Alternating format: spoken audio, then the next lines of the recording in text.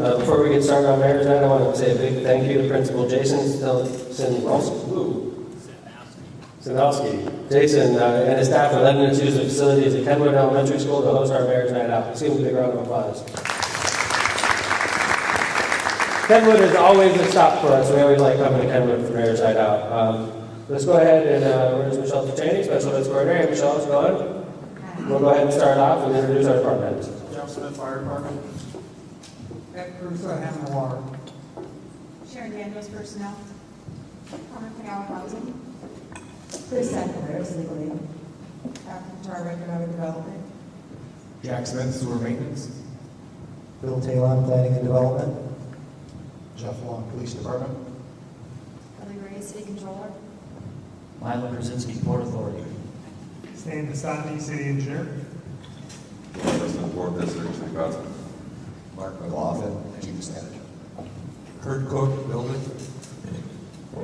Ron Miltank, Environmental. Brian Poland, City Planning. Marty Wolfus, Hammond Sanitary District. Judy Callahan, Inspections Department. Community Development.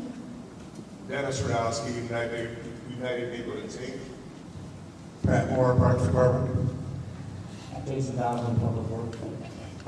Chris Campbell, Information Technology. Chris Gander, Law Department. Michelle Trujani, Park Department. Thank you very much, guys. I'd like to introduce the public officials and thank them for coming out. Gentleman that's on the ballot in a couple of weeks, Hammond's very own Lake County Councilman Dave Ham. Thank you very much, Dave. Citywide in the city of Hammond, our clerk, Robert Bullock. Thank you very much. Also citywide, at-large Councilwoman Janet Venez. Councilman at-large, citywide also, Robert Markovich. Hammond's 3rd District Councilman Anthony Higgs. And of course, Councilman Bill Emerson from the 4th. I'm missing something. Oh, Councilman at-large, Dan Vitale. He snuck in at the end. Nice to see you, Dan. Okay, everybody by now knows how Mayor's Night Out works. We used to do these annually, or monthly. We would do 12 a year, and then about 4 years ago, we went back to 6 a year. This is our 6th meeting this year. We do 1 per district now. It's scheduled for 2 hours, but if we run out of questions, we'll stop before then. But if we have questions continuing, we will continue past that. It's being aired live on GoHammond.tv. GoHammond.tv, www.GoHammond.tv. It's being aired live. It's also archived, so if you want to watch it again and again, it's archived on GoHammond.tv as well. All right. We have a couple things we want to initiate also. I'm sure there's a couple things you want to initiate, but let's go ahead and jump in, Michelle, to the topics. Okay, our first question is South Shore Extension. I've read stories that would ask you to clarify your position. Okay, this is a pretty big topic. It's pretty general. Maybe we can go to the person that asked the question and. Oh, hey, Kurt. South Shore Extension. I mean, it's just such a broad topic. Yeah, maybe it's easier if we just talk about it. And I'm sure there's other people with the same question you have, Kurt. So. Is it on? Yeah. I've certainly read some of the stories. I don't know if I read all of them. Mm-hmm. I just want you, if you clarify your position Sure. on the extension, and does that include, are you negotiating for, because I know the original plan started, I want to say, 10 so years ago with this 4th District Councilwoman Janet Moran pushing it. And I think it was even longer than that ago. Well, Yeah. having said I know I got on, quote unquote, got on the train in about 2006, I think it was, when Congressman Viscoski started this movement again, and then it stalled. Yeah. I'm just wondering if part of your position has to do with negotiating or leveraging a station in Hammond, which Okay. was one of the original things. Right. And then just what are you, if you'd expand more on Sure. your Let's talk about the proposal. Right now, what we know for a fact. We know, obviously, Congressman, first off, the RDA was put together to help fund the South Shore Extension. Hammond, since the RDA's inception, has put in about $35 million to the RDA with casino gaming. Fact, okay? One of the main reasons the RDA was put into existence was, one of the things was South Shore Extension, all right? So as far as, do we have skin in the game in Hammond? I absolutely think we have skin in the game. $35 million worth, actually. you know, as far as do we think the South Shore extension is good for Hammond, without even talking about money, I think there's a lot of people in this audience that think that's probably a good idea, and I know that there's a lot of people in this audience that also think that's a bad idea. Usually when I hear people against the concept, not even talking about the finances, it's usually fear that this is going to lead to more sprawl out of our city. That's usually, and I hear people tell me all the time, you know, Mayor, these people from Dyer and Munster come to Hammond, use the train, they may stop at the wheel on the way in, they may stop and fill up their gas tank, at least we're getting something out of them. If we extend the train all the way down to Dyer, like they're saying, all these people that currently come to our city and use our services will no longer come here. And that's a fear. I'm not saying it's true or not, but that's one of the fears. So I don't think in Hammond there's clear-cut consensus, in my opinion, as to whether or not the residents actually want this, without even talking about money, Kurt. So, and then when you start talking about the financing for this, and the fact that Hammond is carrying the heaviest burden in the entire county, and the fact that there's no real answers right now. When you say, where's the line going to be? And they say, we don't know, Mayor. Exactly. We're going to know more after this environmental impact study is completed. Well, when's that going to be completed? Late 2015. Okay. So you don't know the route. Where are the stations going to be?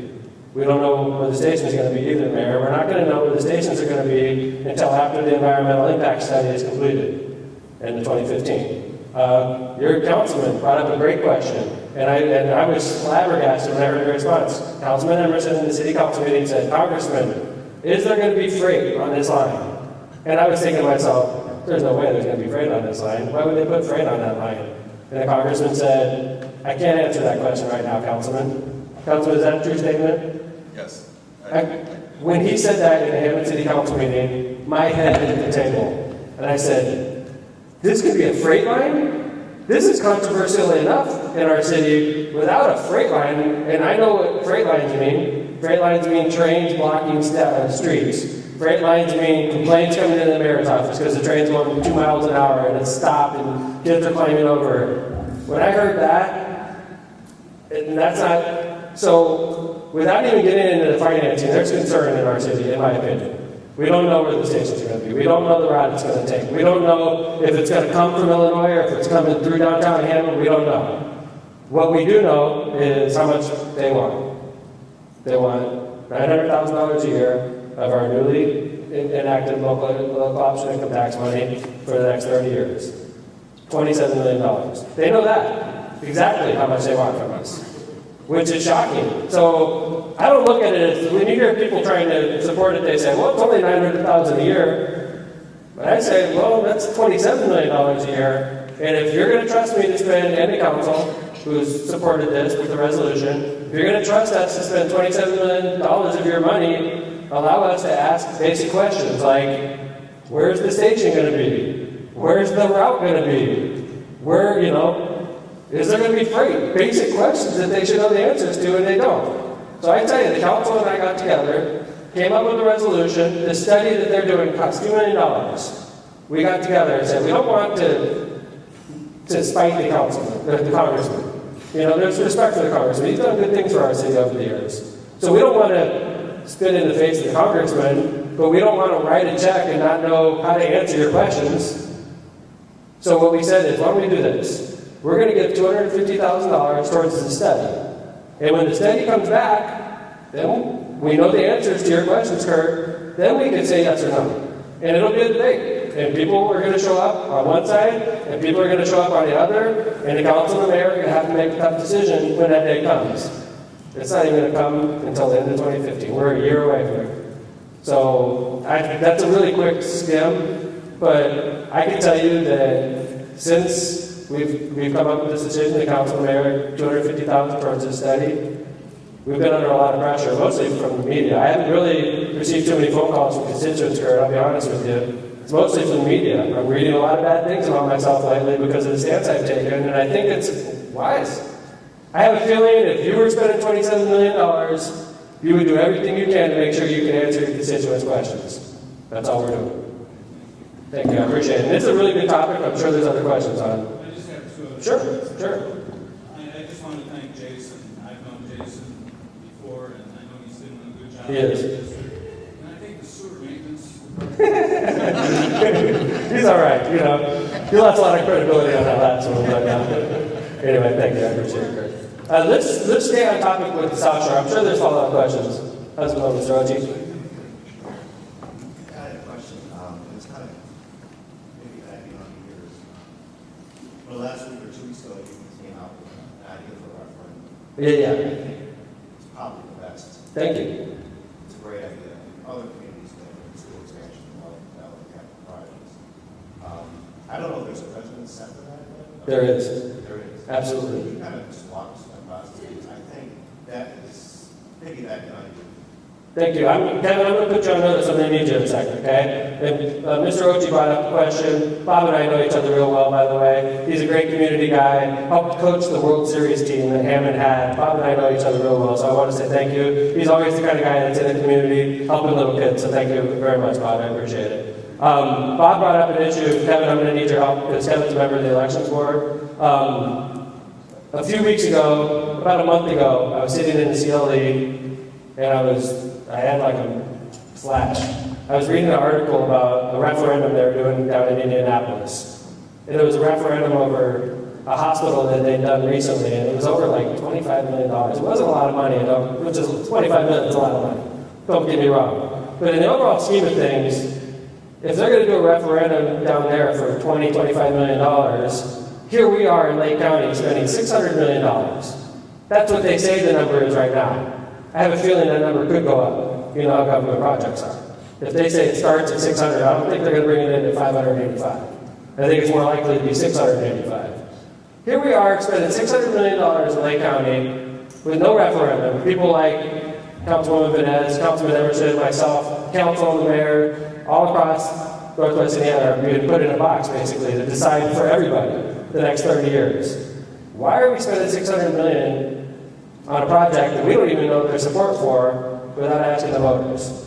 So I wrote an op-ed, and I think it was a good op-ed, and I think it brought up a good point. Why are we doing referendums for school expansions that only cost a couple $1 million? Why are we doing referendums to increase the tax rate for a couple school districts around here? Why are we doing referendums in Indy for a hospital expansion, and we're spending $600 million here and we're not doing a referendum? Well, let me tell you why, in my opinion.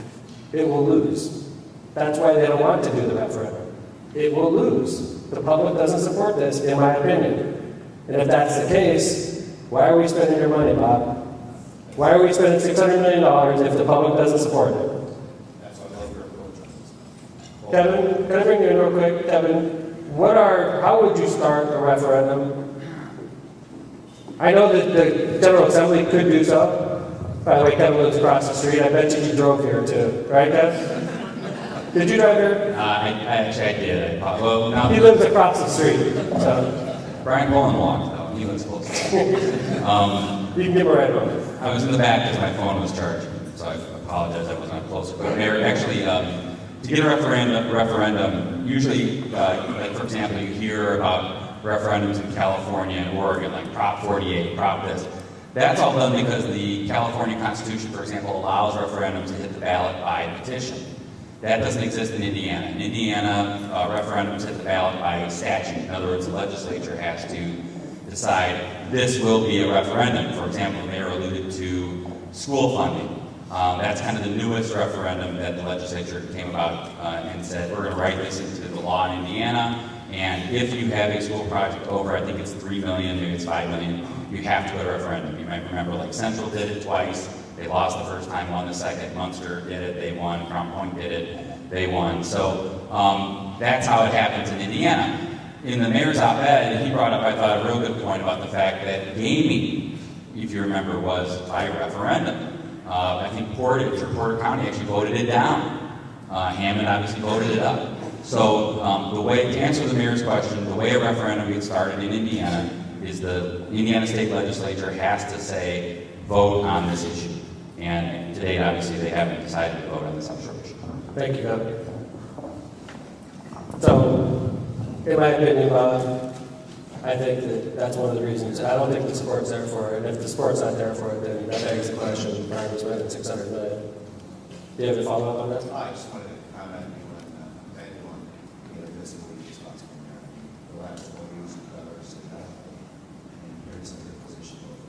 Thank you, I appreciate it. Thanks, Bob, I appreciate it. Any other questions on the South Shore expansion? This is a hot topic. For the past couple of weeks, this was the hot topic, and then a couple other things happened, so. Oh, yeah, there is. I appreciate it. Is Sharon in here right now? I know she was supposed to put this out. There is a community meeting coming up. I wish I knew the date off the top of my head. October 28th. It's the Munster Performing Arts Center? I'm pretty sure. Does anybody know for sure? That's what I. It's the 28th. It's important. It's a scoping meeting, so those are going to be some of the discussions. October 28th. It's on October 28th, 4 o'clock at Munster Performing Arts Center. It's a very important meeting. If you showed up and said, I think this is a bad idea because it's going to lead to sprawl, or I think it's too much money, or I think we should have a referendum, these are the types of things, your name will go in the record. And the federal officials that are reviewing this proposal are going to read your comments. It's an absolutely important meeting. Thank you for bringing that up. Yes, sir. Can I just make a comment about it? Please. That's what we're here for. Because I live right where the proposed Yes, sir. tracks are going to be, Mhm. and I feel like this is a project that's 50 years too late. I mean, it would have been a great idea 50 years ago. Right now, it looks like a jobs bill. Looks like, something that will create jobs but will not really add to the economy, because I'm not sure in 50 years you're going to have that great desire from people wanting to get into Chicago. It's just my own opinion, and, But your opinion is important. Everybody's got an opinion. that's why I'm against it. And I tell you, I appreciate that. I would have thought, yeah, this is a great idea, let's do this. Chicago's a great city. I don't think it's something that's going to work out for the future. I understand why Munster supports it. I understand why Dyer supports it. By the way, let's talk about levels of support. Levels of support. Dyer has committed $50,000 a year to this project over 30 years. That is $150,000. Is that my math right? The 1.5 million? Okay, 1.5 million, sorry. Public education. That was bad. $1.5 million. Hammond has to put in $900,000 a year for 30 years. We'll put in more than Dyer will put in year 2 than they will put in 30 years. That's not right. And Munster's putting in a decent share. I think they're up to like $250,000 a year for 30 years, which is $7.5 million. We'll get them in year 8. We'll pass them up. It's not fair. And Hammond is a city that's population is poorer than the populations of other parts of our county. Why is the poorer communities paying the largest share? It makes no sense to me.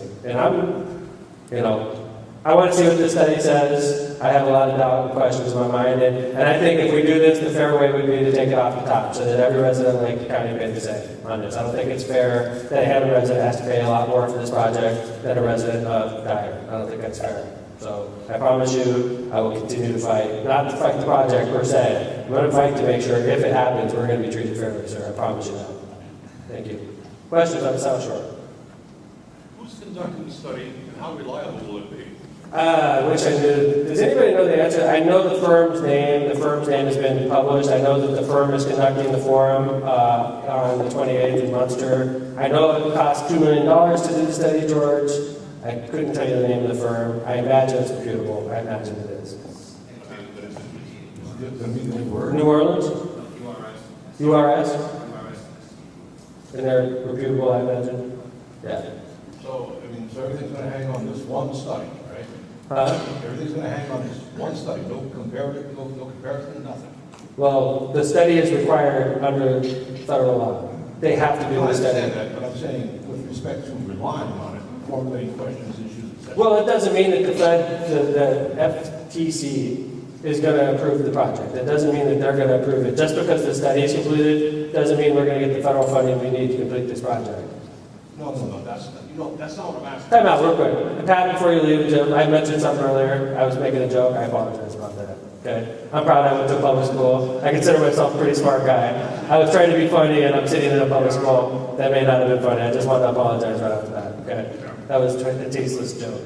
Sometimes I think I'm too funny. I should probably just shut up sometimes. So, sorry, George. I apologize. I'm just wondering as to the objectivity, impartiality, things like that of that one study. And I'm married, but I just want to know how you and more familiarized with these types of studies. Obviously, I think we've got a few before. How do you view these things? I mean, are you skeptical, or are you like, oh, okay, this is legit, or is it just something like you said, you're complying with federal law, and, you know, Okay. it's pro forma? In my opinion, studies usually turn out the way you want them to turn out in government. Usually the person that's hiring them, usually, it sort of turns out the way they wanted it to turn out. Because if you were hiring somebody and paying millions of dollars for a study, and then they came back and they said, this is a horrible idea, you may not ever hire that person again, right? I mean, I don't know. I tell you what, when that study comes back now, I know the Hammond Council is going to be looking close at it, and so is the mayor. And I'm interested in the route. I'm interested in the locations of the stations. I'm interested in the question about freight. I think freight's a deal breaker. Residents of Dyer don't have to worry about trains going through their community. They're at the end of the line. Residents of Munster, well, trains will be pretty much done by the time they get there. That's a fact of life, right where we live. Right across from where we are right now, there's going to be a freight line. That's going to be a tough sell in our city. Without even talking about financing, that would be a tough sell. And then when I say, hey, by the way, we get the added pleasure of spending $27 million to bring that line down here. That's not an easy sell. I'm paid to know how you all feel. I'm paid to represent 81,000 people, and that's a tough thing to do. I know there's some people that are totally all in on this project, and some people that are all in against it. My job is to try to gauge the community and do what you want me to do. And I think I have a pretty good feel for this. I don't think this is an easy sell in our city without talking about money. When you start talking about $27 million, it makes me sort of throw my hands up. I'm not a magician. So, questions about the South Shore expansion? That was a great question. Thank you for starting us off on a good note. All right, thanks guys. Now we move on. Get to the next question. Lights and sidewalk on the 7700 and 7800 Delmar Avenue.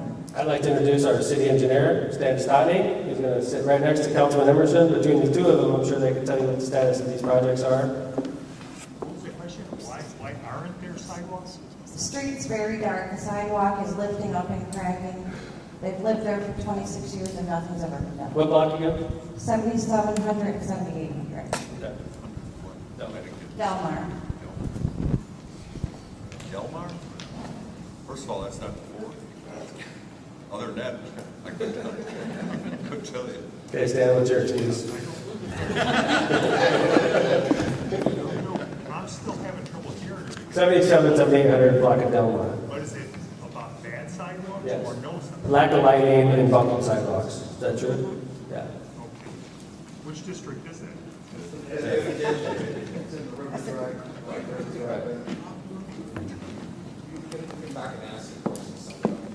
Sure, Councilman.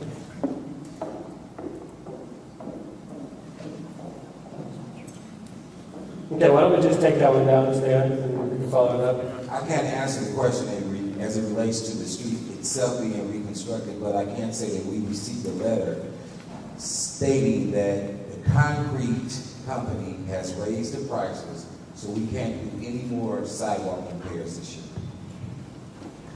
Yeah, sidewalks have been cut off for this year. We've gotten to the point where the weather's getting bad enough that we don't want to force sidewalks at this point because of the potential that they're going to fail prematurely or they'll fall because they won't have adequate curing time before the first freeze. So we pretty much quit any sidewalk work within the last couple of weeks. Could you take that complaint down for lighting and for condition of sidewalks and forward it to Jonathan, who's in charge of the sidewalk repair program? Yeah, we're going to have to rebid sidewalks over the winter because you can only hold those contracts for 3 years. We were on the third year of our sidewalk repair contract. So we're going to be rebidding sidewalks, we're going to be rebidding asphalt overlays. Stan, my question would be again as it relates to this particular issue. You stated in a letter from your department saying that concrete companies raised the prices and that was the reason. Well, that's true. Concrete suppliers, there's a shortage of concrete, so they boosted the prices, and the contractor balked on doing the work this year. So that's another issue that's come up here with this. And then lighting projects, we do lighting projects every year. I don't remember Delmar actually being in the list as a requested street, but if you talk to your councilman, you could probably get it on the list for next year. lighting projects you can move on pretty fast. Okay, thanks, Dan. How you doing, sir? Mr. Mayor, I lived over on Belmont for 26 years. And I finally talked to O'Pinker about 8 years ago. And he put us 3-4 lights in the alley. Things has changed in our neighborhood. 2 blocks over from us, there's been a killing. The guy that did that about 2 weeks ago come down my alley. I was in my garage. I got a big dog that was chained. He came up and wanted to use my bathroom. I said, man, I don't even know you. I go, get Scoopy. Well, I'm old now. I just want I wouldn't mess my with wife you. to live safe. My neighbors live safe. Our sidewalk, I talked to Mr. O'Pinker about it, and he said, okay, I'm gonna get you on the list. What list do we have to get on? Our lights, our blocks are dark down through there. I seen you on TV the other day when you said that there's houses right away when they're abandoned, they're boarded up. We've had a boarded up house in our neighborhood going on 3 years. There's a house down the street. What address is that? It's been empty for 2 years, and it's got boarded up in the garage, but the house ain't boarded up. Well, then Our you need to property call that. values have gone down. Then you need to call that in, sir. You need to do I that. called, and I've spoken to people. It's one of the few houses in our city that's not boarded up. We're very, I hate to say anal about boarding up houses. We do it for that very reason. Where's Jim at? Jim, could you grab the microphone, please? What address is Tell me about your board up program when it comes to vacant property, Jim. that? Hold on, sir. The board up program, if a house is vacant and it's maintained, we don't normally board up. It's when people start breaking in them, for whatever reason, to steal copper, brass, or hang out, then we'll board them up. And when we board them up, we usually put them on an order to repair list, which is telling the owner, take care of this property, get it looking as good as other properties in the area, or we'll move forward with it. There's quite a few vacant properties in the city right now that aren't boarded up. We don't really enjoy boarding them up because it tends to bring down the property values in the neighborhood, makes the houses, I mean, if you're trying to sell your house, chances are if you have boarded up houses around you, people are not interested in buying your property. So boarding up a property is the last resort. Broken into, or kids hanging out in them, or whatever. But give us an address and let us look at it. Well, 7732 Walnut, the fence has all come down. It's been like that for the last couple of years. Okay? Without my program in front of me, I can't really give you specifics on that. Hey, I'm retired. I'll go through the neighborhood, get you a list of them, and I'll bring the addresses in, and then bring them in to you, if that's what you need. There's been graffiti put on, places all over. Me and my neighbor got out there Sunday, the electric box off the expressway, they had gang signs and stuff like that over there. There's been, the reason I'm saying about the lighting is, I had a neighbor come up to me the other day and says, yeah, they broke into my car. I said, they did. Yeah, they cut the change out I had in the door and a couple of things in there. I said, well, why didn't you lock your door? She goes, because if I lock my door, they'll bust my windows out. They get me. We've had cars stolen. I mean, all we're asking is that put some sidewalks over there. We're not asking for a lot. And put some more lighting on Delmar. Things has changed in that neighborhood. I've been there 26 years, and I'm telling you, I'm about ready to move. And I don't want to. I used to live in Cal City.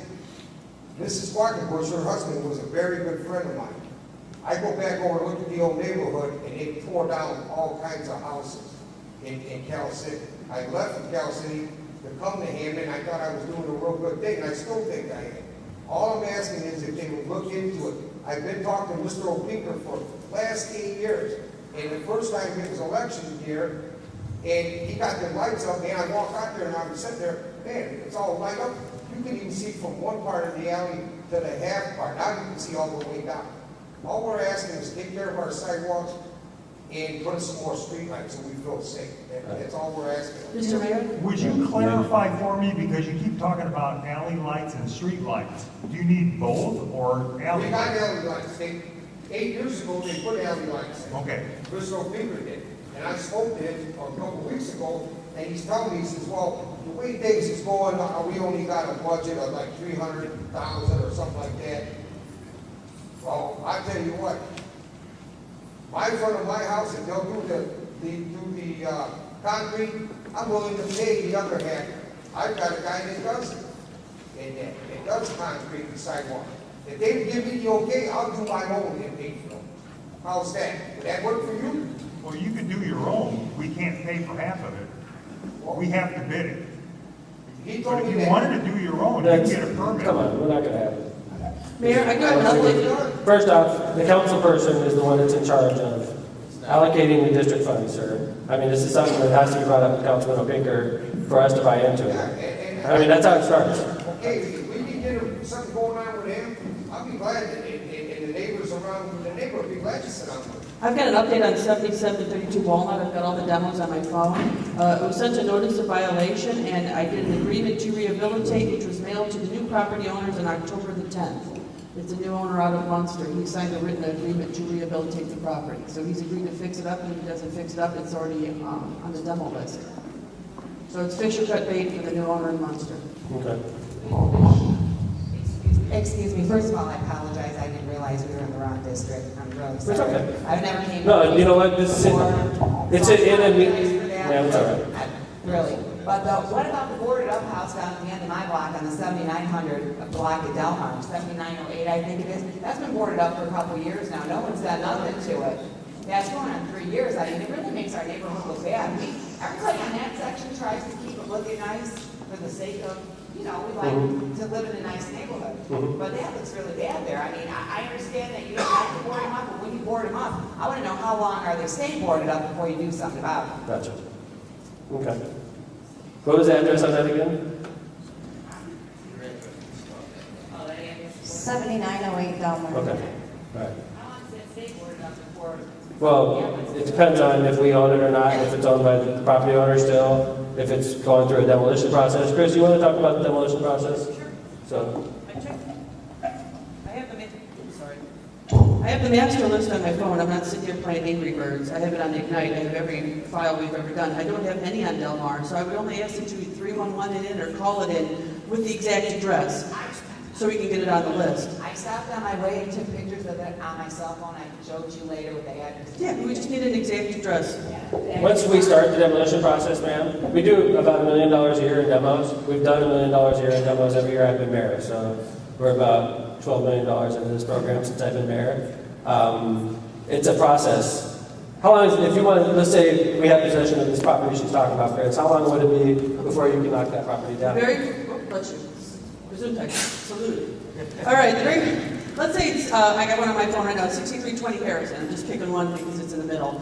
First of all, we have to determine who is the ownership, who is the owner of that property. So we order a title commitment from the title company, and that takes a couple of weeks. And then every single person who's listed on that title commitment is a person with an interest in the property. Every single one of them has to be sent notice. We send it by regular mail, certified mail, we publish it in the paper, and we also put a copy on the door of the building. So anybody who has provided a lawful and correct address gets notice. Some people use bogus addresses, they don't get notice. And we put a notice on the door. The notice is in orange. That advertises the date of the hearing. The hearing is before the Board of Public Works. We're doing a hearing next week, Thursday. I've got 24 properties set for next week, Thursday. There's a public hearing. Anybody with an interest in the property can show up and say, hey, I want to fix it up. If they want to fix it up, we do an agreement to rehabilitate. It is a written agreement because we have a lot of tire kickers who think that it'll be fun to pick up a project house and maybe work on it on the weekends. So none of that nonsense. They have to have a licensed contractor, they have to sign a written agreement, and it says the start date, it says the end date, it says that they need a bond, and it shows exactly what needs to be done because an inspection is required beforehand. If that doesn't happen and nobody shows up, which I would say happens 75 to 80% of the time, nobody shows up at the hearing, We enter demolition order, and then the state law also now requires we start the whole process over again for bidding. We order a title update. Every person on the title update gets a notice that we are going to bid the property for demolition. We send it certified mail, we send it regular mail, we publish it in the newspaper, and we put an orange notice on the door of the property. And then it is a public bid. Bidders come in, we open bids. A week later, we award bids. Downside is that process takes 6 months, start to finish, because of the notice requirements, the publishing dates, the open bid dates, the bidding time. So start to finish about 6 months, and that's if the weather holds. When it gets to be really, really bad in the winter, they can't do it because they can't sometimes get the equipment in because of all the snow. So the long and the short of it is, even if we have a perfect piece of property, it takes months and months to Correct. properly demolish. Because there's a legal process that has to be And if we don't follow that legal process? Well, we'll get sued. But, And we'll have to pay for a house that probably wasn't worth what we're getting sued for. Correct. Okay, so we have to be careful also. If we start with your Delmar property, we could probably get it down by 4th of July. Okay, so then this house must have just fell through the cracks then. I'll have photos of Delmar tomorrow. If nobody reports it, I mean, there's 20,000 houses in here, so. Well, I got pictures and I reported it. Okay, thank you, ma'am. Mr. Mayor, one thing I want to say is that the reason we need lighting over there is there's a lot of stuff going on. Since I've been there 26 years, this last couple of years, things have changed drastically over on Delmar. Man, we've got gunshots in it, going on off in the air late at night. We've got stuff going on, burglaries, we've got cars being broken. Hey, Jeff, and stuff. do me a favor, sir. Assistant Police Chief, could you talk about this in your, John, do you have the stats from that street or no? Not for the specific street, but I do the stats for the South End area there.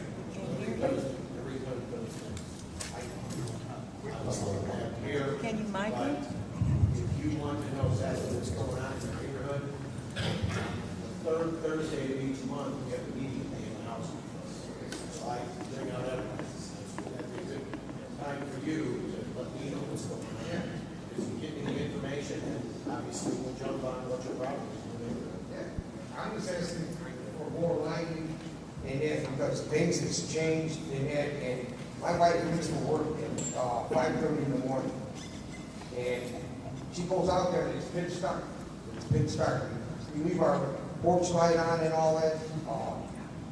I've got other old elderly neighbors that live there in the neighborhood and stuff.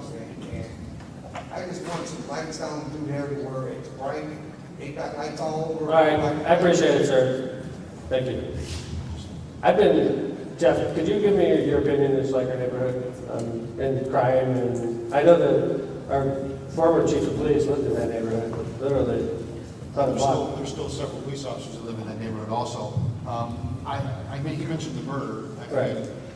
I hope everybody, we did catch that person right away, actually. If we had better lights and better sidewalks, would that stop that murder, Jeff? No, I mean, lights are always better to deter crime, of course, but it wouldn't have stopped that murder, and certainly sidewalks that wouldn't have done anything. From what I understood about that murder is two people who knew each other occurred inside a residence. Correct. I mean, I'm not discounting, sir. I agree with you about lighting. It's important. I guarantee you, everybody in this audience would like to have more lighting in their neighborhood. And that's the problem is, kind of like Councilman Opinka, who's not here, and I'm not talking for him, probably has 50 constituents just like yourself that are pulling on him, and he's got $500,000 to do $5 million worth of work. It's priorities, and I think you're doing the right thing by being here, and obviously you got our attention. I got a bunch of my department heads sitting there scribbling right now. We will follow this up, okay? And, I say it a lot, squeaky wheel gets the grease, and you're doing a good job, okay? And I'm not trying to discount it, I get it, I understand. I'm in your neighborhood all the time, by the way. My little kids play baseball in their neighborhood, and my kids' drop-off zone for school is right in your neighborhood. I go through there every single day. I know exactly what you're talking about, so, yes, ma'am. Thanks, say one more thing. You said there's a number of police officers that live in the Slacker area, and you're right. One of them I know lives on Northcott over there. I don't know who he is, but I always see a police car there. As soon as you get over the bridge, right?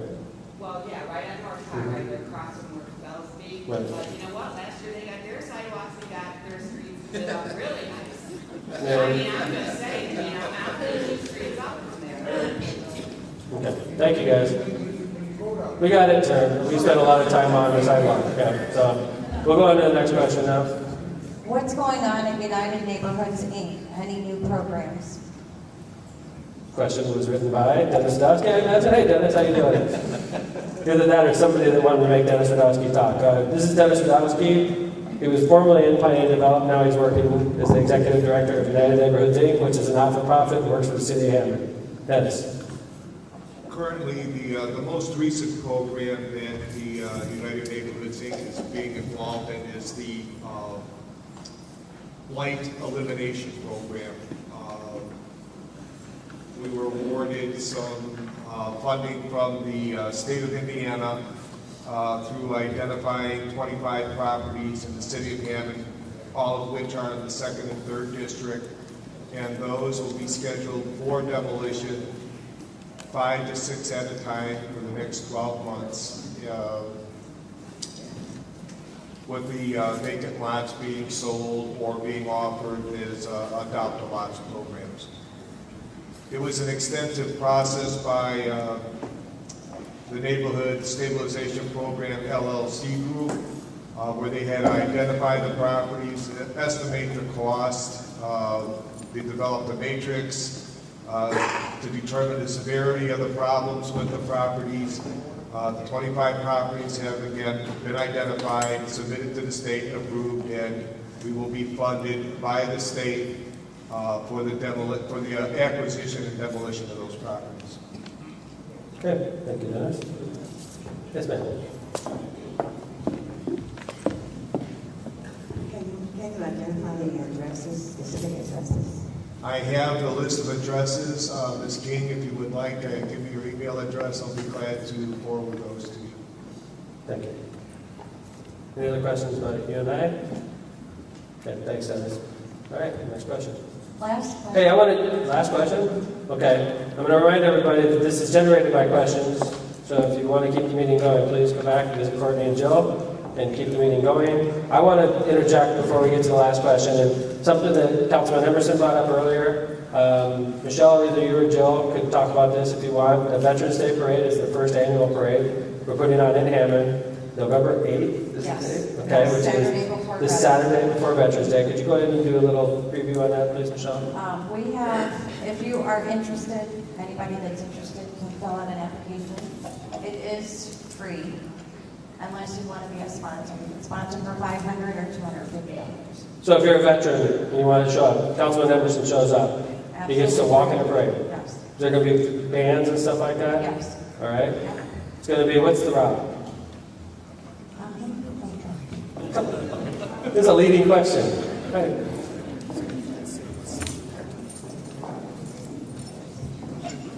Parade route starts at Holman and Sibley. Holman and Sibley. South down to the Van Shell and Harrison Park for a free program.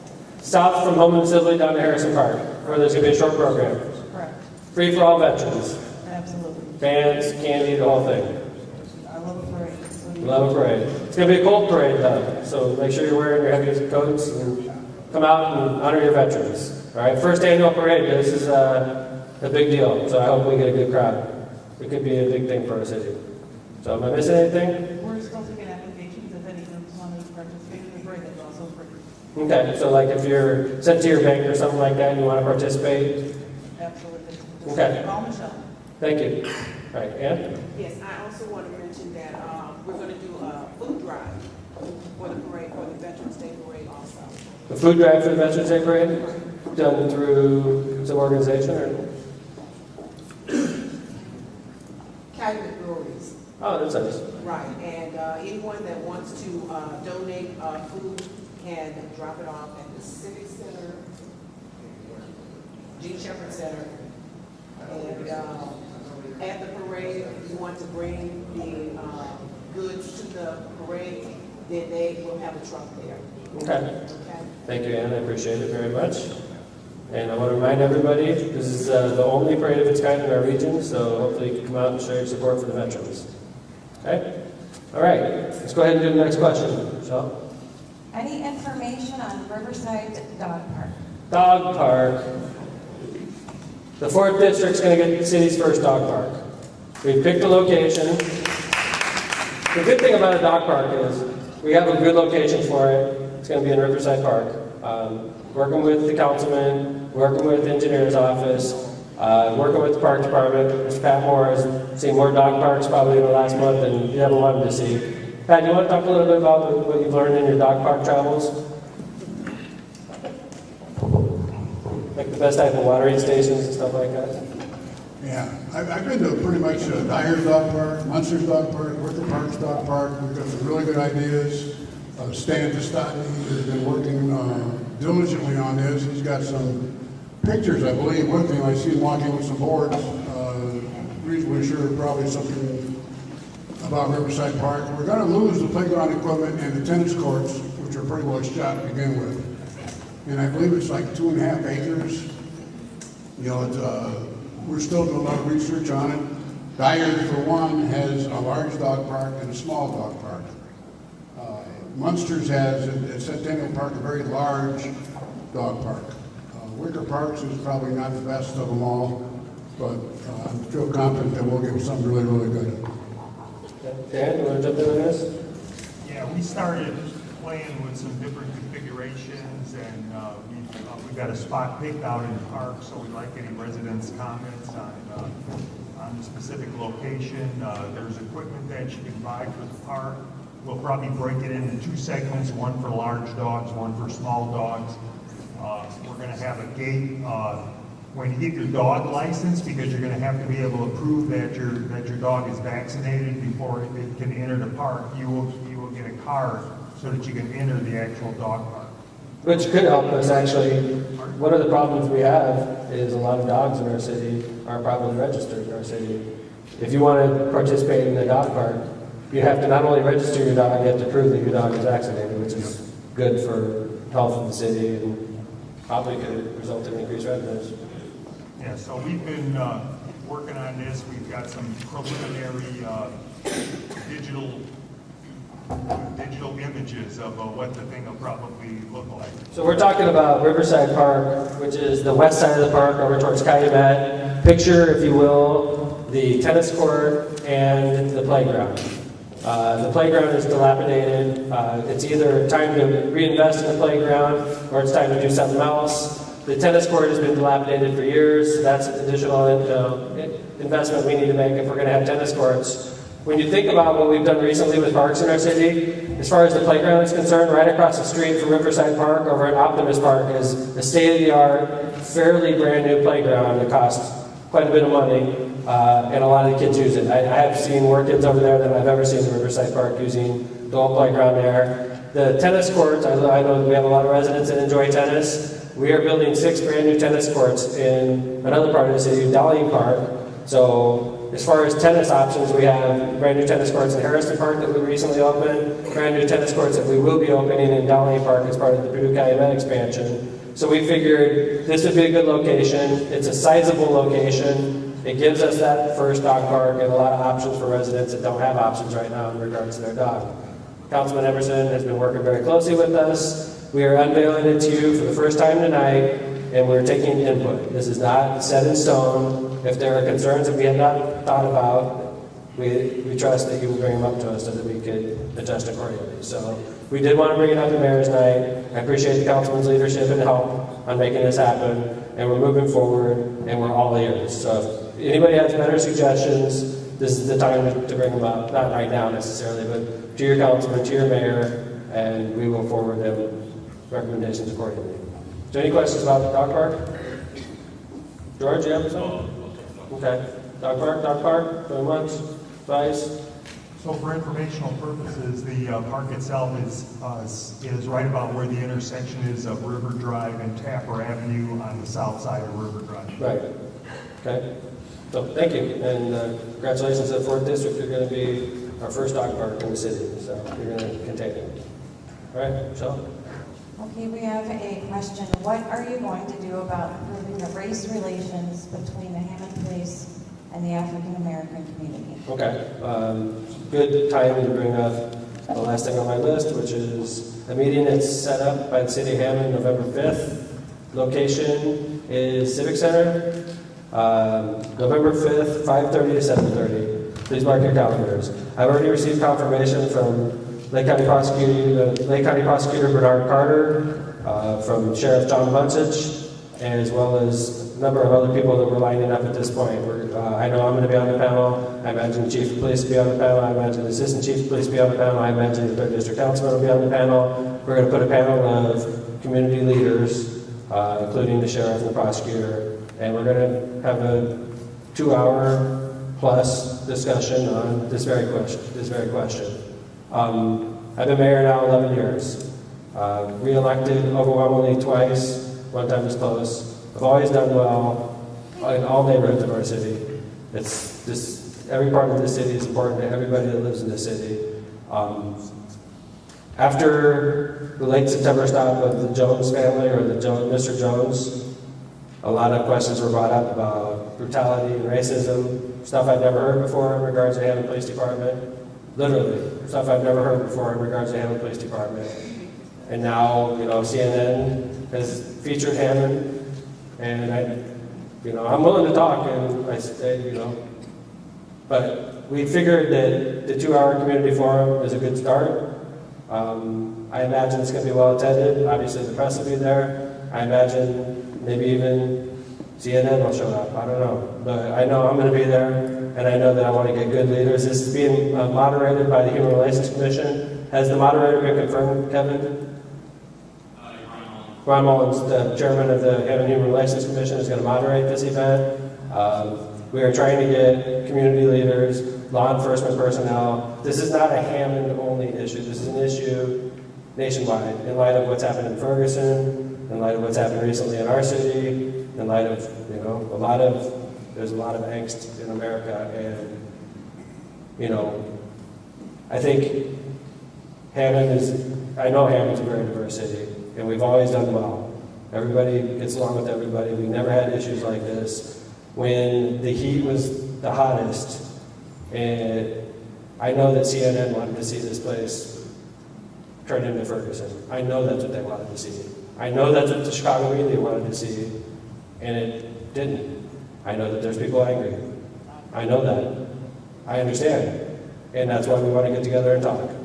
But I think that we showed our mettle when the heat was the hottest, and maybe some don't trust others in our city, and that's something we got to work on. But I can tell you that almost every single police officer I know, I've learned who they are over the last 11 years being your mayor, and I would never tolerate any type of discrimination or racism, ever. I'm not wired that way. I'm not built that way.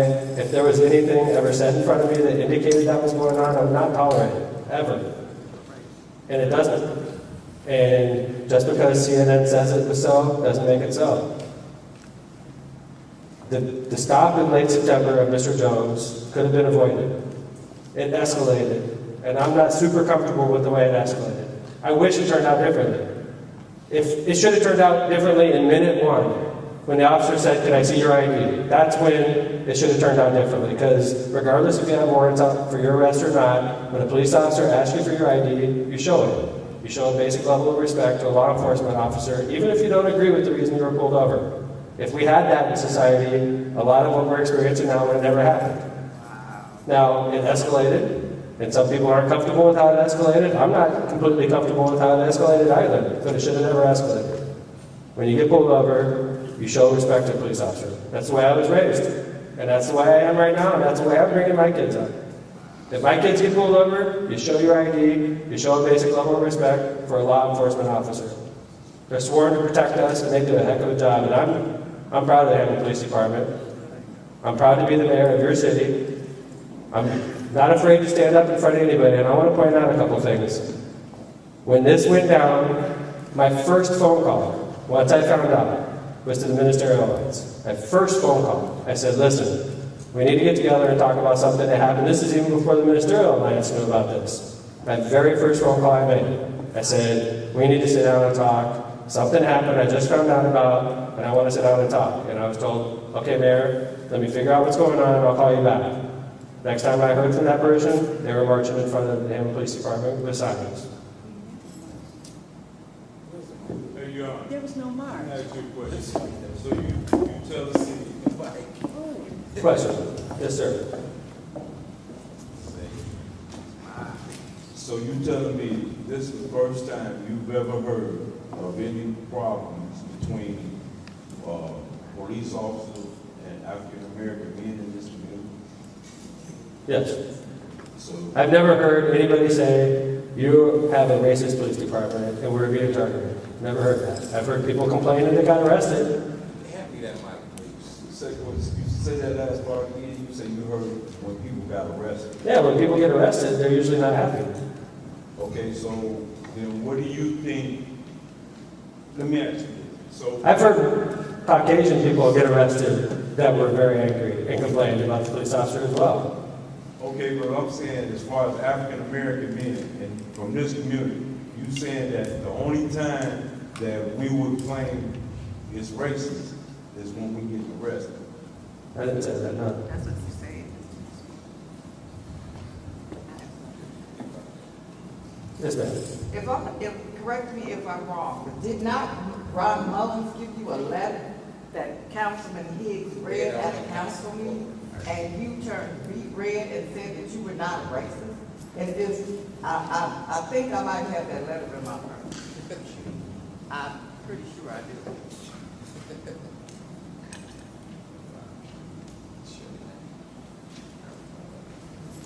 It was presented to the Human Rights Commission. He forwarded you a copy. I have no That- idea. Yeah, I'm sure you did. Okay. I'm pretty sure you did. All right, questions? Good evening, Mayor. I think where the confusion comes in, some of your statements. You've said twice, I've listened to your radio show, and I'm almost ashamed to be a resident of the city of Hammond for some of the comments. You worked for me for a number of years, right? Listen, Right? sir, You worked for me for a number of years, right? I certainly will. Did you think I was a racist when you worked for me? Please allow me to Did you think I was a racist when you worked for me? You Will you did? allow me to speak? It's a simple question. We had the conversation there. Remember, we did have the conversation. Now, if you really want me to open up a can of worms, I can. Because I sat at your table for 6 years. Yeah. I can share a whole lot of stuff, but I won't go there. Go ahead. Allow me to answer. Go ahead. Allow You me, think- please. do you think I'm Allow me, racist? please. See, that's your problem. I don't You get listen to nervous.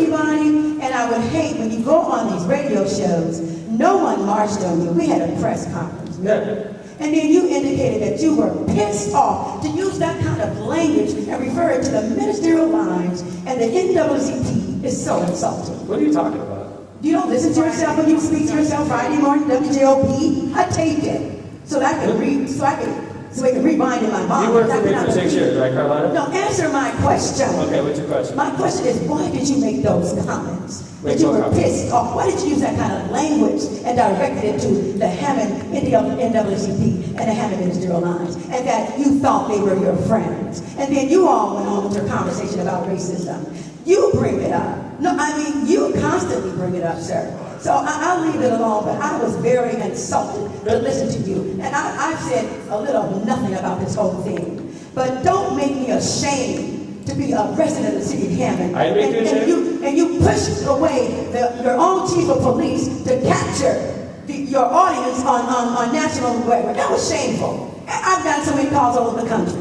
Having a press conference, you literally pushed your chief of police out of the way to grandstand. That's all I have to say. You worked for me for 6 years, Ms. King. Do you think I'm a racist? I'm not gonna even answer. Do you think I'm a not racist? gonna- You worked for me for 6 years. You know way better than anybody in think this you're a room. racist? Yes. You are the only mayor that I know has fired more African Americans in this city than any mayor prior to you. So you think I'm a racist? That could possibly make you a racist because you have the power to do it. You read your dictionary and get the definition of a racist. Okay. They have the power. Okay. Thanks, Don't Ms. get me King. started. You worked for me for 6 years, Ms. King. Regardless. Mhm. Regardless. Okay. Yes, I did. And you terminated me. Yeah, So you want to I go that did. route? I did. Yes, you did. I know.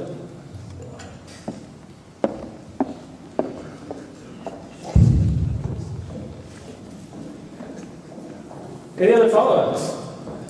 Councilman Higgs. Mayor, as Ms. Ola stated previously, there was a letter that was read on the council floor. What letter? Could you read it again? I don't have the letter in front of me, certainly, Every single council meeting. Okay. I allowed you to speak now, let me speak. At that meeting, I read a letter, you asked the same question that you posed to Ms. King, whether or not I felt as though you were racist. I said, that's what my constituents are saying. That was simply what I stated to you.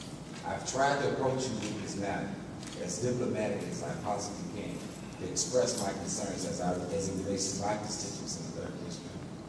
I'm prepared to walk the 3rd and justify my case. Let me finish, Mayor. Some of the things that you say, you really need to pray on it before you say it. Because people not only in Hammond, but Gary are calling, saying certain things, even with the murder.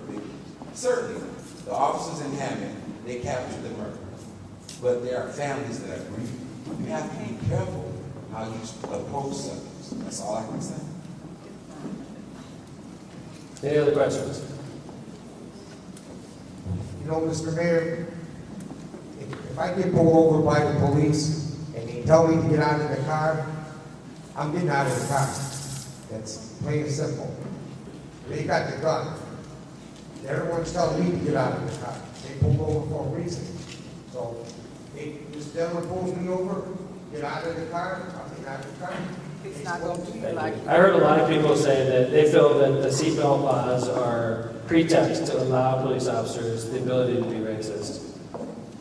I've heard a lot of things since this went down, but I can tell you that it's law in Indiana you have to wear your seatbelt when you drive your car. It's legal for a police officer to pull you over if you're not wearing your seatbelt, and it's legal for a police officer, once they pull you over, to ask you for your ID. Failure to do so can result in your arrest. And as it turns out, the gentleman that refused to give his ID had warrants out for his arrest, which is probably, in my opinion, why he didn't want to give his ID up in the first place.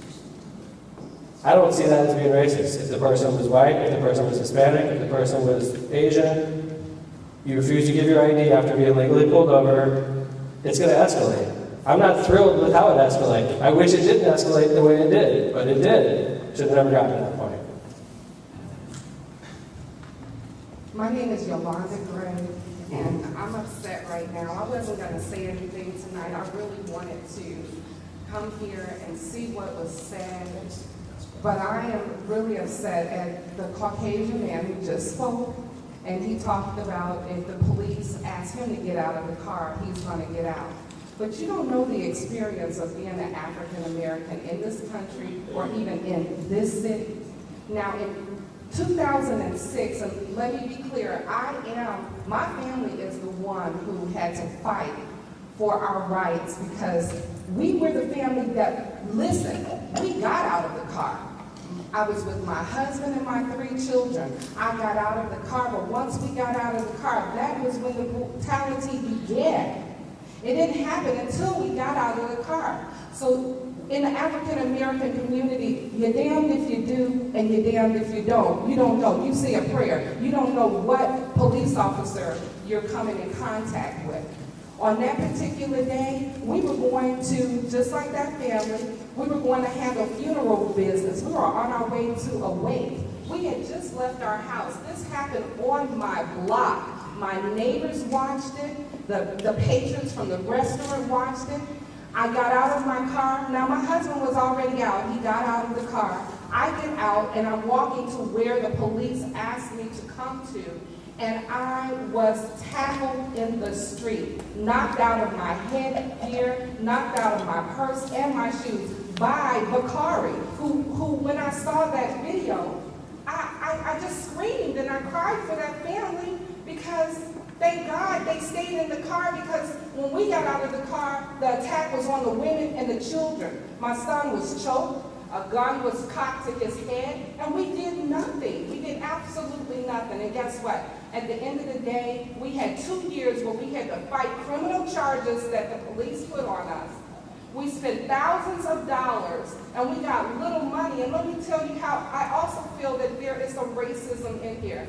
I was asked to sign a gag order not to talk about what was paid to me. We got paid, it was non-disclosure. We got very little money, but the one case where there was $150,000 paid, that was to a Caucasian family. The African Americans got little money for For what? And I want to know what's the complete disclosure. You let it out what you gave me for that brutal beating that I did not deserve that day. It wasn't worth it. But you spent a lot of the taxpayers' money on defending the city. How much did those lawyers make? I want to know that. I want to know how much you spend in fees. You know, that's the true cost. Let's get to the true cost. And I'm upset because you got to do something about this. It's wrong. It's wrong, it's wrong, it's wrong. And my neighbor was also violated that day. He was arrested on my street 15 minutes after we were arrested. I'm telling you there's something wrong. And if you are a compassionate, godly man, you will look into this. I'm crying out because I'm still here. And I didn't ask to come and tell my story again. I had moved past 2006, but this fight came back to my house. And I'm glad that I did what I did because I'm going to help this couple maybe win their case because I fought back. Okay, Mayor. Mayor, would you like me to explain the rest of the story? Because as you know, there's always the rest of the story. Sure. All right, let me explain the situation. On the day of his incident back in 2006, a murder had occurred in Calumet City right over at the border. An armed murderer had run into Hammond at the exact location where the Gray family, who had nothing to do with the murder, were leaving their driveway. The police were on the lookout for an armed murderer, not a shoplifter, not somebody flashing people. An armed murderer had entered Hammond from Calumet City at that location. The police stopped the vehicle to make sure that the armed murderer had not carjacked this family and was hiding in the vehicle. And at that point, things become uncooperative and everybody started running from the vehicle. The city was defended its lawsuit like they defend all lawsuits, and the judge dismissed most of the counts on summary judgment, showing that there was not enough evidence to go forward to trial. And usually, Chris, I'm going to back you up here. If we settle a case for a little amount of money, Very small amount of money. in this case, usually who's getting paid is the lawyer that represents the defendants, right? Correct. Because if we settle for a little bit of money, it's usually because we have a very strong case. Correct. The And judge in this case, dismissed most of the counts on summary judgment. I can't control what happens in the court, and I tell you what, when the city of Hammond gets sued, I'm going to get great lawyers, and I'm going to defend the city law. And I'm not going to apologize for that. Ms. Moken, Mr. Jones is suing the city in this case. I got a great law firm representing us, and I think we have a great case. And I'm going to defend the city. That's my job. I'm not going to write a check on day one litigation. I'm going to defend the city law, and I'm not going to apologize for that. Just like in your case, Mrs. Gregg. All due respect. We represent the city. That's my job. You're saying she got beat up, so what? No, what he's saying is the judge heard both sides of the story. The judge heard both sides of the story, and the judge decided there was not enough to go forward. Well, I know you're not I talking asked to you a me. question. You said she got beat up, so what? No, She says she got beat up. The judge who heard both sides of the case decided that it didn't happen that way. Anybody can say anything happened. I can say UFO landed on Calumet Avenue. It doesn't mean it happened. Let me just say this, Mayor, the perception in the African American community is that they feel as though you don't care, you have no regard, and disrespect. That's the bottom line. I tell you what, I appreciate it, Councilman. I appreciate you guys showing The part up. about it is precarious, the same officer that happened in each one of these incidents. This last incident, my incident. So, Mr. Warner, you sued the city as well, right? Yes, sir. And it was a small settlement in your case as well, right? Because you wanted a lot of money, right? Because I was. You wanted a lot of money and settled for very small. Arrested and accused. But what I'm saying is, sir, I can't control what happens in the court. It's about the principle, respecting people. You Okay. have no Why don't compassion. you respect people and stop yelling out, Never man? You've been talking over people all night, I'm sorry, ma'am, this is mayor's night out. I'm the mayor. Okay? and I'm- we elected you too. Okay, then you have the right to vote against me. And they knew exactly who we were. When they had my husband up against the wall, he heard his name, Derek Gray, Roof Street. He heard, they identified him before they ever attacked me and the kids. And that's all I got to say. Okay. All right, ma'am, question? Oh, any other questions on the Jones arrest? One of the good things about our city is something I hope we don't lose, is the fact that we don't have problems like this, and we work together. And this is not healthy for our city. This is not healthy for our city. And we've always got along, all races get along very well. It's something I brag about all the time, and it's something I'm going to continue to brag about because we're going to get through this. But If you expect me to throw police officers under the bus to make certain parts of our city happy, I can't do that, especially if I think they acted appropriately. I'm not crazy about the end result. I don't think anybody in here is crazy about the end result. Should have never gotten to that. Should have never gotten to that. In the first minute, that gentleman was asked for his ID, he should have given it. Case over. It would have been done right there. If he had simply given his ID, I'm not going to apologize. The gentleman should have given his ID. I had nothing, in my opinion, to do with his color, had nothing to do with his race, his sex, his nationality. It had to do with the fact that he was being asked by an officer to give his ID, and he did not. Why did I get arrested? I have no idea the case you're talking about, sir. I got arrested at your Christmas party. You tell me you don't have no knowledge of the case at all. I have knowledge of the case to a certain extent. Why did I get arrested?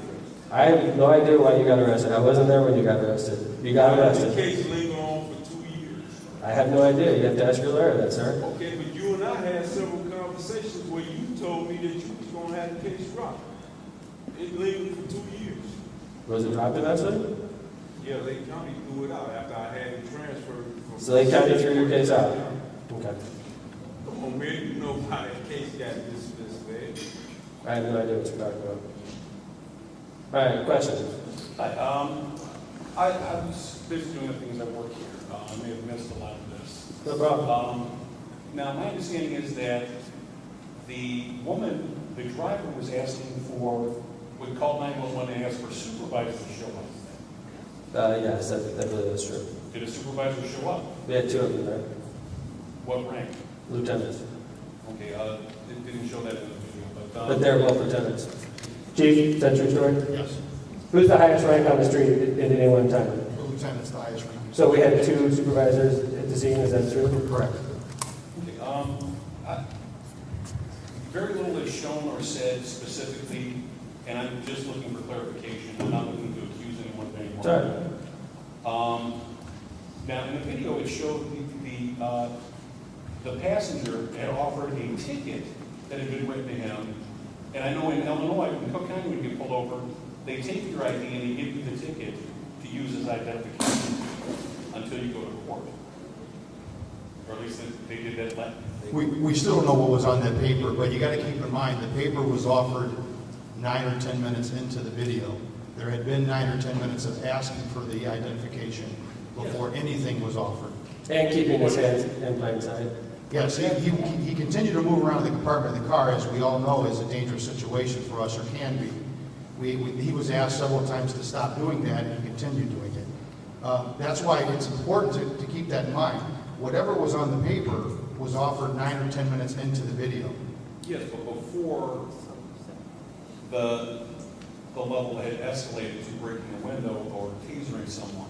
No, that was... The paper was offered to the police prior to that.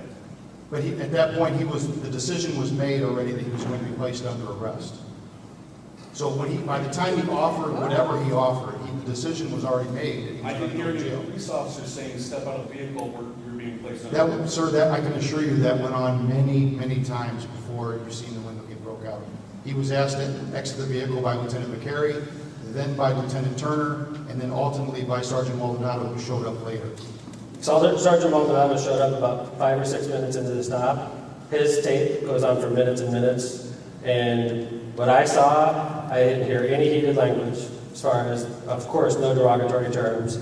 There was one curse word, dumbass, was said, and that's not appropriate, okay? That was the only derogatory term I heard during the whole stop. The corporal that showed up, Maldonado, in my opinion, was the calmest out of the three. And that's something that's been noted by me, that the corporal showed up and sort of calmed the situation down with 2 lieutenants, okay? But as far as the language, the corporal that showed up was body mic the whole time. So we heard and saw a lot of the stuff. We're privy to information that you're not. I heard, keep your hands in plain sight, multiple times. I heard, sir, please step out of the car, multiple times. I heard, sir, please produce your ID, multiple times. I mean, you know, it would have taken once with me, and if my kid, it took more than once with one of my kids, I would take care of that with my kids, because that's not the way they're brought up. They're brought up to respect that man right there and that man over there, regardless of why they got pulled over.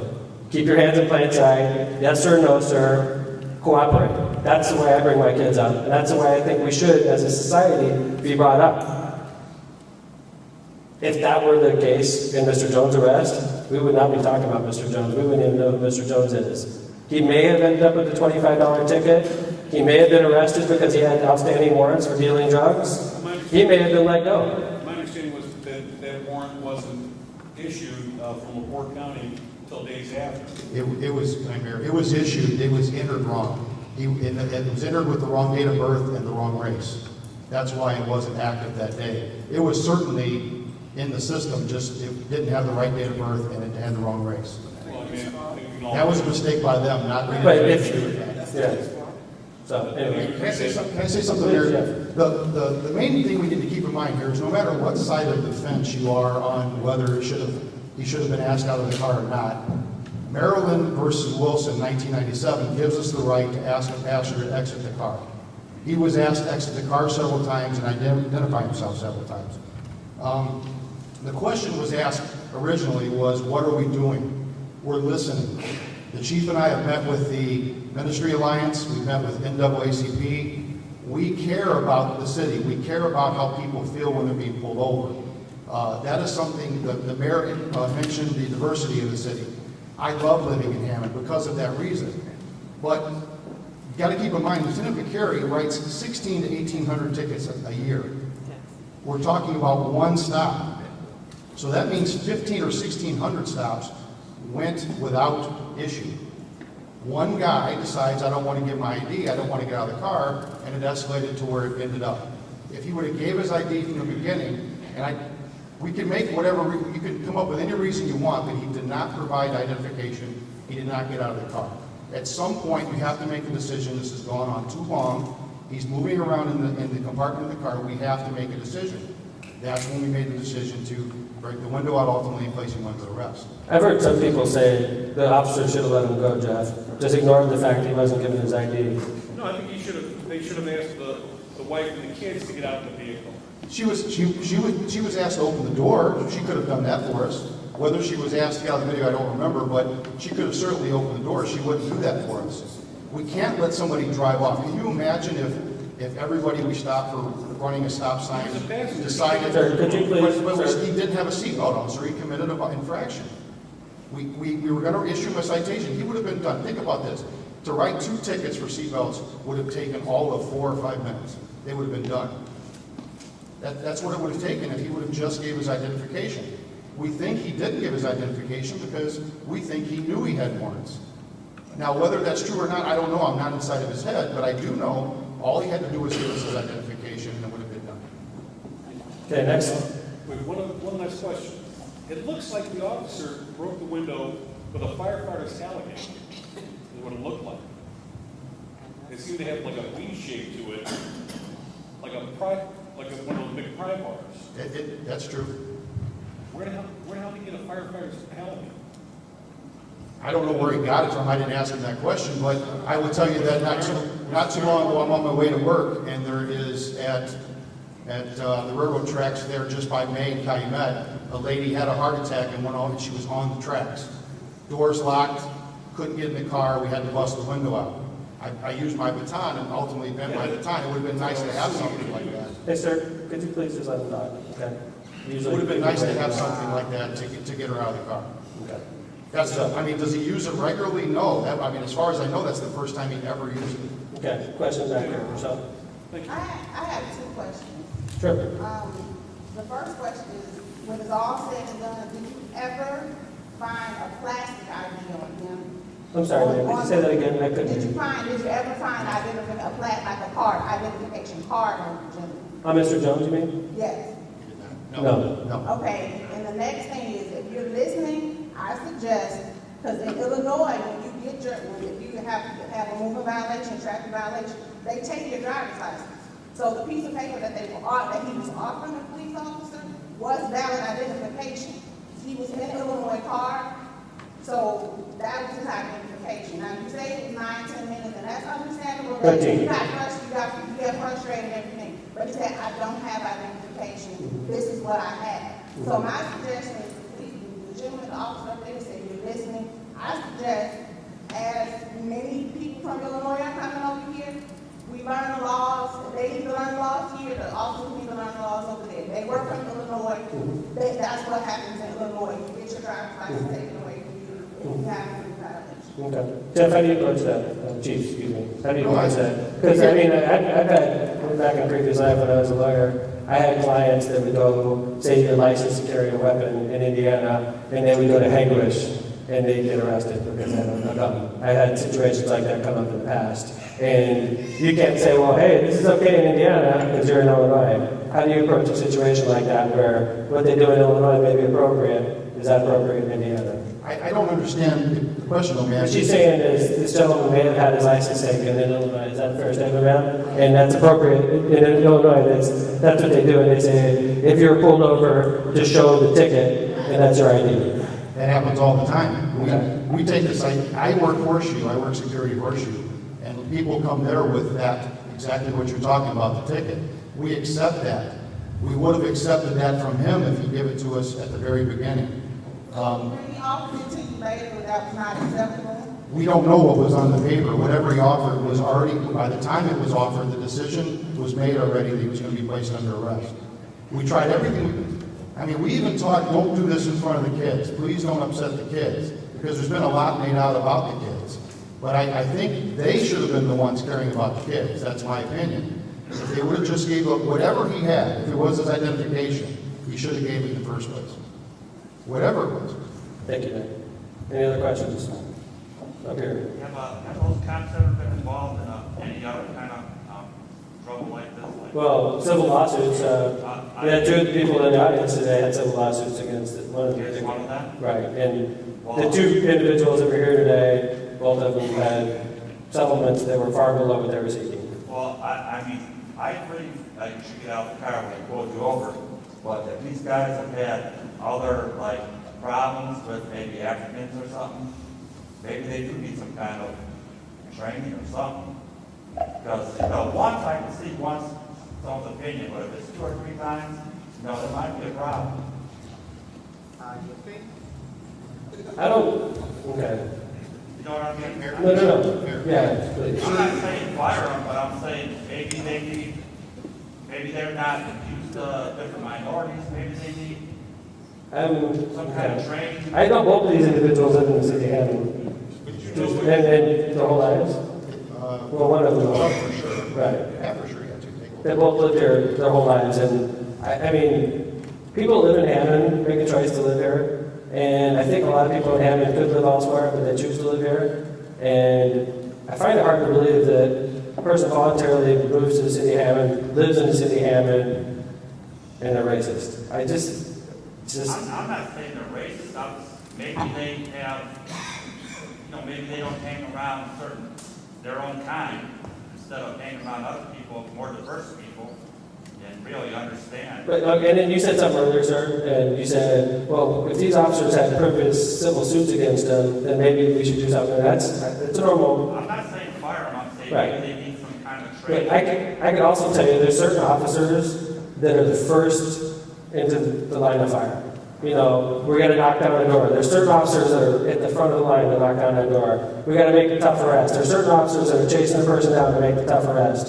And then there's other officers, it's normal. There's other officers that are like, hey, we'll let this guy go do that, and then we'll come out and help him afterwards, right? Jeff, I'm not a police officer, but I have a feeling the more aggressive officers are the ones that more likely find themselves in legal situations. Yeah, that's what's important here, sir. You're talking about 2 officers that have 20-plus years on the police department, have interacted with thousands and thousands of people, and you're talking about 3 cases. And, I mean, if it was 3 a year, that's a different story, but we're talking about 3 cases. I worked in internal affairs for 8 years.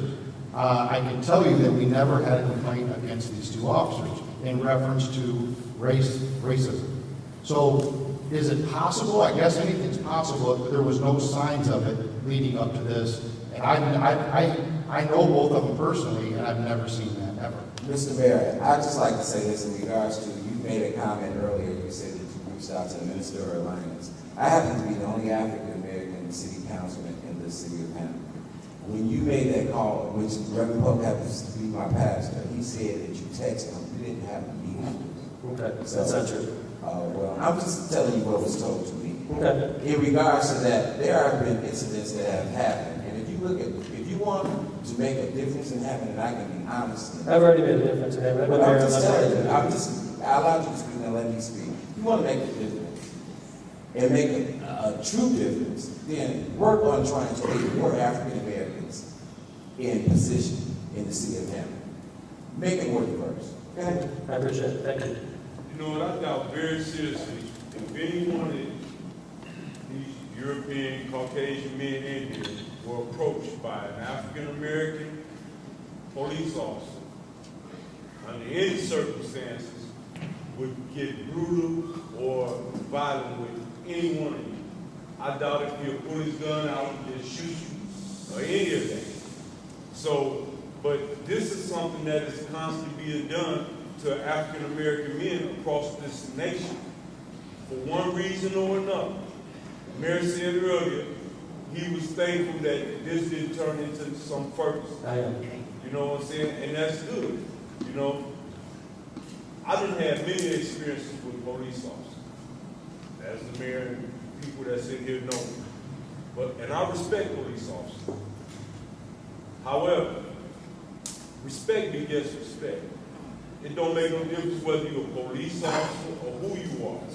When you approach somebody, depending on how you approach that person is going to warrant whether you're going to get that same type of respect. Mr. Warner, could you do me a favor and make sure on November 5th you show up to this meeting, please? Everybody.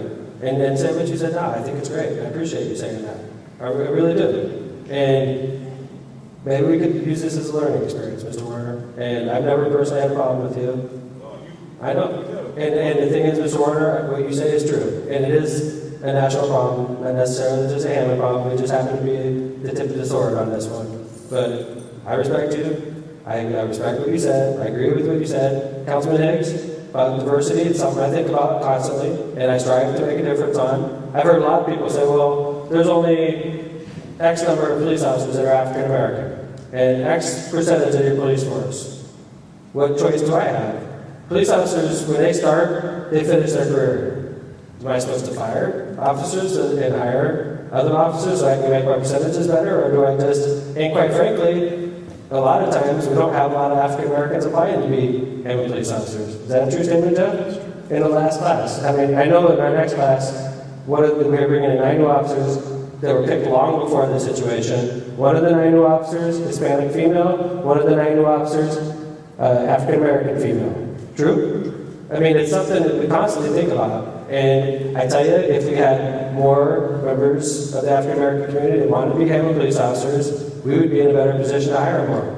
And that's a goal that we have. And quite frankly, leadership in the Hammond Police Department, we have done a good job of diversifying our leadership. I have 4 captains in the city. I have 1 Hispanic captain, who's an excellent captain. I have 1 African American captain, who's an excellent. I have 2 Caucasian captains.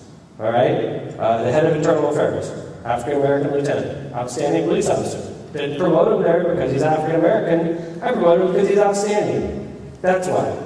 Didn't promote the captain because he's African American. I didn't promote the other captain because he's Hispanic. They were outstanding at their jobs. That's why they got promoted. I hear a lot of people say, well, look at this percentage of police officers. You need to do something about this, Mayor. Sorry, John, you're white. Gotta let you go. It just doesn't work that way. In time, I agree. This is important, and it's something we constantly think about, Councilman Higgs, and I agree with you too. We need to work on that. It's something we've always worked on. I appreciate it. Mr. Warner, same with you. I think that it's very important that everybody, this conversation needs to happen again on November 5th with people like Prosecutor Bernie Carter, our sheriff. I'm trying to get Mr. Kapp, the U.S. Attorney, on there. I'm trying to get a lot of people on this panel so that we can have this discussion. But I appreciate it. Thank you. And you got a question over here about this? Mr. Mayor, actually, this is a question for Councilman Davis. Just kind of following what you said. Sure. Last week, you said racism is a problem. On a scale of 1 to 10, 10 being the worst, what would you say are the greatest problems? So the question was, racism is a problem in Hammond on a scale of 1 to 10. Councilman Higgs' opinion, what does he think? And then secondly, because I live in Houston, I want to know what you think. You said it should be handled in a professional manner. You expand on that too. Sure. Sorry. Is that okay? Yes, absolutely. As it relates to the number of percentiles, I would probably rate it at probably 9 or 10. You think at 9 or 10, 10 being the worst, that's how racist our city is? Councilman Hicks, did you say that correctly? The other question was... Hold on. The question was, on a scale of 1 to 10, 10 being the worst, how bad do you, Councilman Hicks, think racism is in the city of Hammond? I said between 8, 9, and 13. So it's absolutely blatant, is what you're saying. Then the other question you posed to me was professionalism, how would we handle professional? I think the steps that the mayor is initially doing tonight by opening up dialogue and addressing the concerns of the community and my constituents is the best way to find answers and find solutions. It takes a whole village to raise a child, but it takes a grown man to make that community move forward. So I'm saying that if you're sincere about what you believe in and you want to make a difference wholeheartedly, you will do what's necessary to make the necessary changes to move the city forward. Thank you, Councilman Hicks. I don't agree with Councilman Hicks in that regard as far as I don't think racism is that big of a problem in our city. Maybe I'm completely out of touch. I don't see that either. I don't see that. But you know, just like this gentleman right here said a minute ago, he said if a person have, like the 3 officers, the 3 incidents. Now, he suggested, I guess, some form of sensitivity training. You can't desensitize somebody who's racist. Racism is a mindset. You know what I'm saying? It's how you feel and think mentally. How you were brought up, sort of. If you have that type of spirit in you, then all it takes is for a certain incident to occur that's going to bring it out of you. So you can't train that out of somebody. I agree with you, Mr. Warner. I do. In that regard, I think it's a product of how you were brought up. And if you're racist, I don't think it's easy to hide. Exactly. I agree with you. By the way, I've had a lot of people talk to me about sensitivity training. I'm not saying that it's an absurd idea either. I want to let everybody know also procedurally what's going on in the Hamilton Police Department in regards to this incident. Something we mentioned on the radio show. There's a Board of Captains meeting coming up. Jeff, could you talk a little bit about the Board of Captains meeting? Is that appropriate, or is it more appropriate for me then? November 6th, but that's not. Okay, it's appropriate for me because I'm the mayor and I want the community to know what's going on. It's not appropriate for Jeff because he's actually on the Board of Captains. I'm sorry for even asking you. The Board of Captains is 4 captains, who I mentioned to you earlier, plus the assistant chief, that's Jeff, 5 experienced Hamilton police officers, and I mentioned who they were earlier, get together and hear the merits of this case and review what happened in this case and make recommendations. It could be disciplinary actions taken because of this. It has been called, it's set for November 6th. Lieutenant McCary and Lieutenant Turner are scheduled to appear before the Board of Captains, and they're both being represented by the FOP. It's fair to say that it's a disciplinary hearing. That's a fair statement, right? Factual investigation. It's an evidence finding is what it is. Okay. But that is happening. That's been happening. So anyway, any other questions about this issue? Yes. I have a question, and it's not just about the issue. Okay. I would just like to know what classes pertaining to diversity, what classes could, as far as training is concerned, do you all offer your officers? Also, when it comes to hiring officers, do you all give them psychiatric evaluations and tests to determine if they would be a good fit in the police department? Because everybody who can run fast and who can meet the requirements physically to do the job is not necessarily mentally able to do the job. And I'm not saying it to be facetious or funny, because that's not. So, Ms. Jackson, okay, we got your question. Let me answer. It's a pretty clear-cut answer on both of them. Yeah, the second part, the psychiatric test, we absolutely do that. The problem with that testing is, like somebody said over here, racism is something that you can't teach that out of somebody, and you can't teach it into them sometimes.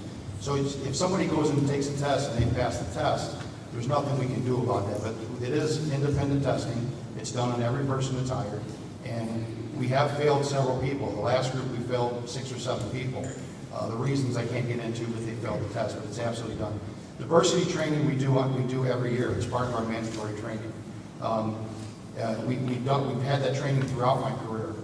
Most recently, probably within the last 15 years, 10 to 15 years, we've really concentrated more on it because obviously as my rank has gone up, it means a lot to me, like I said before.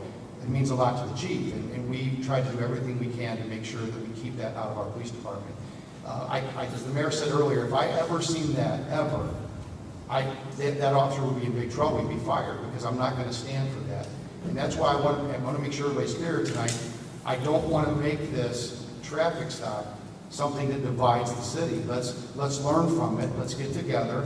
I can't wait for the November 5th or 6th date to get everybody together because I want to hear the concerns everybody has. As long as they're legitimate concerns, I want to hear what they are because that's the only way we can fix them and move forward, in my opinion. November 5th is the day after Election Day. It's Wednesday. So thanks, Ms. Jackson. Any other questions about this issue? November 5th is going to be a meeting, I imagine, a lot like this meeting ended. I'm trying my best to get great panelists. Like I said, I've already confirmed the sheriff of Lake County is going to be on there. I've already confirmed the Lake County prosecutor, Bernard Carter, is going to be on there. I've confirmed Jeff Long, whether he knows it or not, he's going to be on there. Chief Doty is going to be on there. I'm going to be on there. It's going to be moderated by Ron Mullins, and we're working on a couple other panelists. Councilman Higgs, I'm going to be talking to you about it as well. I agree with Jeff. Don't let an infraction divide our city like this. Let's learn from it and move forward. And I can tell you that when I'm confronted with charges of racism, it doesn't make me nervous because I know it's not true. And you can laugh, and I've never been called these things before I became mayor of the city of Hammond. It's something I've always prided myself on, is the ability to be able to go to any neighborhood and talk to anybody in the same manner I would talk to anybody. So, Pam, you have a question? No, I have a statement to make. Sure. This was excessive force. It was not a racism, issue was not it wasn't racism, it was excessive force of the police department. It was not racism. We are not here because of race. We are here because of excessive force. Okay. Excessive force is for everybody over the entire city. Racism would be only for East Hampton. Right. Yes, ma'am. I maintain it should have never gotten to that point. I agree. You said racism, that's why. No. Racism has been talked about now. I mean, yes, ma'am. Can I talk? Yeah. Because you usually cut me off. You're talking about, you said you weren't a racist. But if you're not a racist, you don't say racist things or make racist actions. That's what a racist does. And you said some pretty racial things, Mayor. Okay. Sorry. So what would make one not think that you're not a racist? Ma'am, I can't control the way you Something think. said. All I can do is be myself, and that's what I'm doing. I'm going to march forward confidently. March forward confidently. I can't control you. Believe me, I know that. So, any other questions? But we were going so well for the last question. So I want to remind everybody, November 5th, community meeting regarding police and community relations. We're working on, as far as who's going to be on the panel, it's going to be at Hammond Civic Center, November 5th, 5:30 to 7:30. Thank you for coming to Mayor's Night Out. This is the last Mayor's Night. Oh, I'm sorry, Councilwoman? Oh, wow, I apologize. Michelle, we got a presentation to do with Councilwoman Vanez. I apologize. We should have done that before. We also have a few thank yous. Thank you to the staff of the redevelopment on County Street.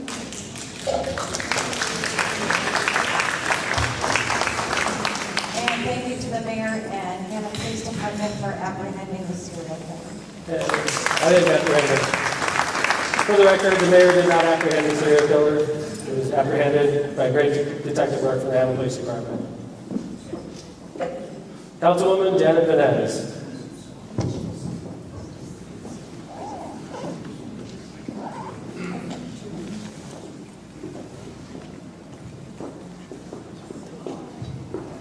Mr. Mayor, said, I am Janet Vaness, your councilwoman at large. I am also president of Edison Community Watch. I'm Bonnie Henry, and I'm the head of Rockstone Framework. Ann Herbert, Vice President of Citywide Crime Watch and board member for East Hampton Crime Watch. Community and crime watch groups have become a valuable tool in our neighborhoods for our police department. Our meetings are just not about crime, but neighborhood safety as well, and that includes our children. Sometimes when we're on our way to work and caught up in the frenzy of our morning, we don't always pay attention to those crossing guards who are stopping traffic for our children. We have some funding left from National Night Out that was donated by NIPSCO, also the mayor, and we collected between our crime watch groups for crossing guard vests so we could update them.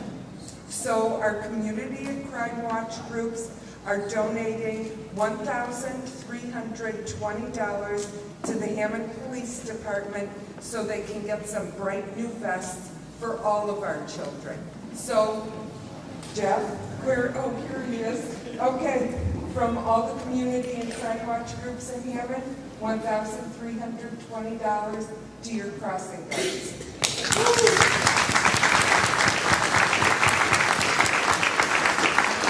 I don't know if any of you know these men and women that cross the kids, you can understand that it's very important that they get home safe or get to school safe.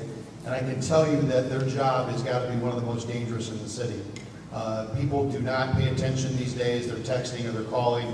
It's very important that they're well marked so that they don't get hit by a car. And we really appreciate the donations. Thank you very much.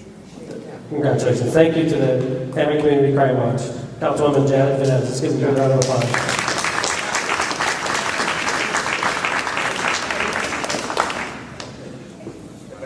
Okay, I think that's, Michelle, we good? Thank you all for coming to Mayor's Night Out, the last one of the year. I'll see you November 5th for the community meeting. Have a nice trip home. Thank you, everybody.